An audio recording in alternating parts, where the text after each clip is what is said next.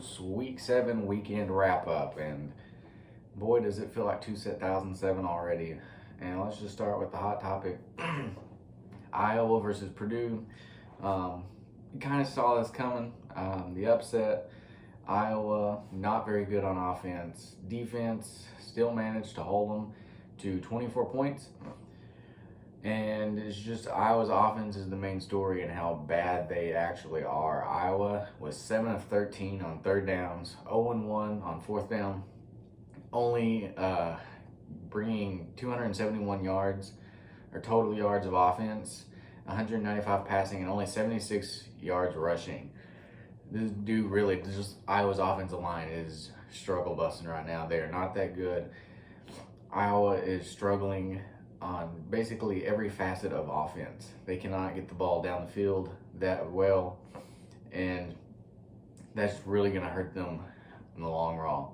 You know, they could potentially still end up in the Big Ten championship on their side of the division, but they will not end up winning the Big Ten because they still have to battle through the winner of Michigan State, Ohio State, and Penn State, which is going to be difficult for them, and I do not foresee them ever really winning any of those games.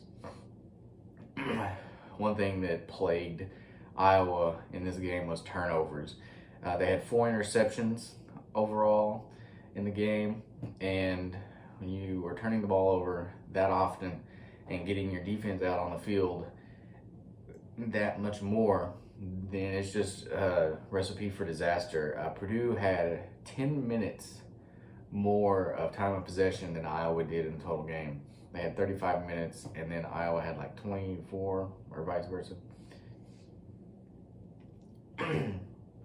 Purdue, on the other hand, had 464 total yards, 378 through the air, and 86 rushing, with only 1 turnover being a fumble.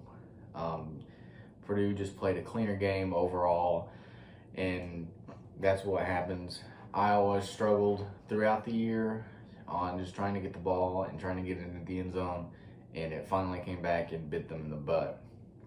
Moving into, the bigger picture of the Big Ten, the East, or the West, excuse me, is very open. I feel like Iowa, being that leader going down, you're looking at their schedule. How many games can they really substantially win, or are they going to close these out in tight games and finish into the Big Ten championship? That's going to be hard to decide, and it's going to have to really evolve later on into the season until we can really get a clearer picture. Now, the other side of it, the other division, you have Michigan, Michigan State, Ohio State, and Penn State. These 4 teams are just looking pretty good overall. I think the worst one you can look at and see Michigan State and Penn State maybe aren't the most fully evolved, but Michigan's offense is running full steam ahead. Ohio State is getting their offense going, their defense going, and they are looking hella good right now. So that's going to be a division to watch, especially when you get into the games. Michigan, Michigan State, Ohio State, Penn State, and then all those games starting to cross together. That's going to be really developing what that's going to look like toward the end of the year coming into the Big Ten championship. Moving on into now the Big 12. Texas, I said last week on the weekend wrap-up how Texas and Oklahoma were really the two that's vying for the 2 spots in the conference championship come December. Texas has now in the past 2 weeks blown 2 14-plus point advantages in both against Oklahoma and Oklahoma State. Bijan Robinson, he plays well overall. Casey Thompson plays well overall. They just cannot seem to get going in the fourth quarter. I don't know what specifically it is that makes them do that, but Texas is struggling in the fourth quarter, being outscored, if I can remember right, it's like 45 points to 7 in the fourth quarter out of the last 2 games, which is astonishing when you look at the first half and how well they play then in that, and then how they evolve out of this just poorly play in the second half, and it's all downhill from halftime. All gas, no brakes from Texas seems to be pushing the brakes in the second half.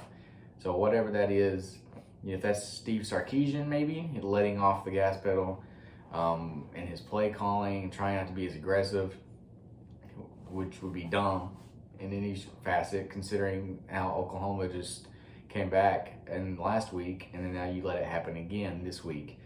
The trend for Texas is not good. It's looking downward, and considering they are now behind Baylor, Oklahoma State, and Oklahoma, it is looking like they are going to need help from here on out to get into the Big 12 championship. But what does that mean for Oklahoma State? Oklahoma State is undefeated, and they are looking like they could go in to Bedlam, the last game on November 27th, undefeated, and be playing a possibly undefeated Oklahoma as well. What could that mean if they split that series? One wins the championship, one wins Bedlam. How does that go with the playoff picture, right? Who gets that? Or, if Oklahoma State can knock off Oklahoma, or vice versa, they will be the ones in to the playoff for this year. Oklahoma State is really going to have to focus on their offensive side of the ball. Their offensive lacked in the first half, especially against Texas, as well as the second half. They weren't very efficient until later on in the game. Oklahoma State is really going to have to crack down on getting more efficient and pushing the ball downfield with their running back, and Spencer Sanders is the quarterback. They just got to be able to throw the ball more and feel more poised in the pocket. You have to be able to sit in, step up when needed to, and be able to throw the ball. And that's what Spencer Sanders is going to have to learn to do if he wants to continue the winning trend. They are at Iowa State this week, which is very much so a trap game. Iowa State hasn't looked quite the part this year as they were expected to with the preseason hype. But Oklahoma State going into that, as Iowa State and Ames, is just a scary game to play for anybody. And this is one of those games that Oklahoma State is going to have to play their best, or they will get beaten in that game. Moving to the rival, Oklahoma comes out offensively, looks completely different than what we've seen all season. They look like a team on offense that can compete in a college football playoff. Caleb Williams is the starter, comes in, goes 18 of 23, 295 yards, 4 touchdowns, as well as 9 carries for 66 yards and a touchdown. The offense for Oklahoma is clicking. They getting to improve further as further into the season we go. Kennedy Brooks is finally starting to get some touches and be able to get yards off those. He carried the ball 20 times for 153 yards and a touchdown. The defense for Oklahoma, it's more the same, right? Oklahoma's offense looks great now. They benched Spencer Rattler, and Williams comes in and is playing exceptional ball. But now, yet again, Oklahoma defense, the secondary does not look good. I know they have some people out and injuries, so time will tell on the Oklahoma defense if it's really going to be better or if we're just going to be seeing what we have been from Oklahoma over the past few years. One tidbit I think is very interesting. In 6 quarters, Caleb Williams has now the same Heisman odds as Texas's running back Bijan Robinson. So that's something to look forward to. Can Caleb Williams be the first quarterback to come in halfway through the season and potentially even be in New York or win the Heisman? Be something interesting. I don't think it can happen, but you never know. Now looking into the SEC, it's Georgia's, right? Their defense has allowed like 3 touchdowns all season. The defense is playing exceptional. And the offense, who I've heard some people say as weaker, not completely weak, but would be the struggle that if Georgia has any, that would be it. And Bennett, who is the backup quarterback at Georgia, remember that JT Daniels is the starter and he's hurt and whatnot. He put up 14 of 20, 250 yards and 3 touchdowns. If Georgia is going to be throwing the ball, it's going to be interesting to see in future SEC play how they handle that getting further in. Florida is going to be a typical rivalry game that they could potentially maybe have a hiccup in here and there. It's not likely. I don't see any team in the SEC other than Alabama that is going to compete with them hardly at all. And even Alabama is going to be struggling to keep up with Georgia and the defense that is just so good. Cook, Georgia's running back, had 6 carries for 51 yards. So I think the biggest takeaway here is, this rushing game, they really can influence that, because that's what Georgia has been in the past, is they rely on the rushing game, and that's what gets them through to the playoff the one time, and then through into the national championship game.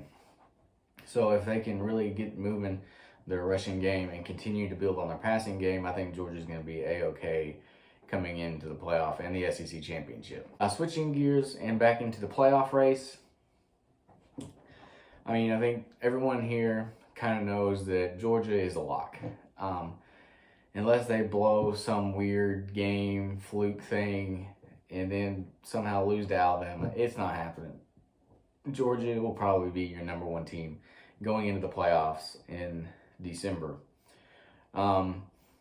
Really, the rest of the field kind of controls their own destiny. Oklahoma State, if you win out and win your championship game, you're going to be in. Ohio State, if you win out, you're likely in as well. Alabama, you have to go and beat Georgia to survive, and hope that someone else isn't going to have a better schedule and better games played and whatnot. Which for Cincinnati, if Alabama beats Georgia, that's detrimental, right? Because you're banking that Georgia is going to win out, and then you will have that 4th spot to take over when the time comes, and if everything falls right. Which looks very bad for the Pac-12. Because if you have teams like Georgia, who's probably going to win out, Oklahoma, who could very likely win out with a revamped offense and injuries and starters from the defense coming back, Cincinnati, who has been playing exceptionally, they've been putting 50-plus points on these teams and making it look like they are clearly the better team in these games that they've played.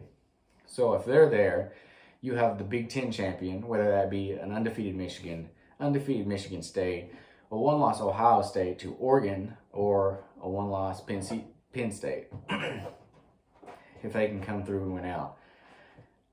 If you're the Pac-12 and Oregon, it just doesn't look good. You need Georgia to win out. You can have Oklahoma win out, and you need Cincinnati to lose for sure. The best thing that could happen for Oregon is that Ohio State win the Big Ten. Because if you have them win the Big Ten, you say, hey, we just beat this team earlier in the year, and our only loss was this fluke at Stanford. So if you have Georgia win, Oklahoma win, Cincy's out, Ohio State and Oregon, then that would be your only shot. But you're going to have a lot of help, and it's probably just not going to happen. The odds are very slim for them. So going into this middle of the season here, I have our Wagon Wheel Sports mid-season playoff projection. At the beginning of the year, I had mentioned how it was Alabama, Oklahoma, Oregon, and then Ohio State in the 4th spot, really banking that Ohio State was going to win out after their loss to Oregon, and Oregon was going to be undefeated going into the playoff.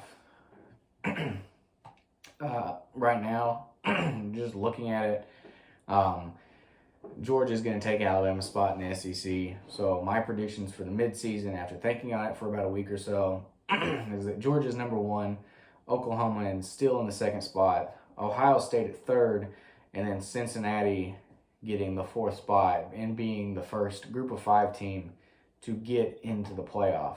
I think that's most likely what's going to happen. If Oklahoma continues to play offense like they are, and the defense continues to catch up a little bit, I think they will finish out undefeated into the season and will likely be playing Oklahoma State in the Big 12 championship game. Same thing with Ohio State. Sorry, Michigan State fans, but it's not. I don't think that right now you have the complete team that could be building Ohio State, who's looking better by the week. So I think Ohio State's going to continue to claim that spot. and they will be in the playoff, along with Cincinnati, who's going to continue to look good. They'll have SMU later on in their schedule, who can really bump up their strength of schedule and make them look even better if they can put a 50-point win on them as well.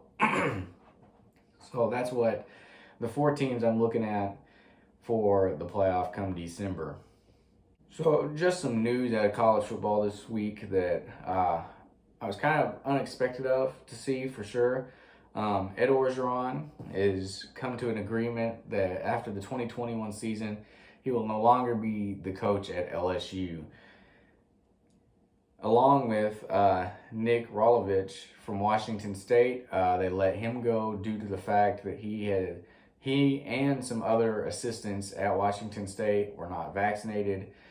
Due to government mandates, they let them go as coaches of those teams. I'm going to move on out of that.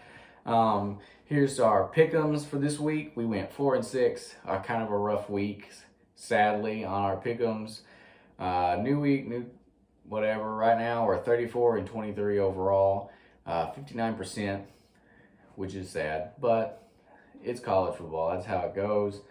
And then our rankings for week 7, if you haven't seen on Twitter yet, they are number 1, Georgia, Oklahoma, Cincinnati, and Ohio State to round out the top 4.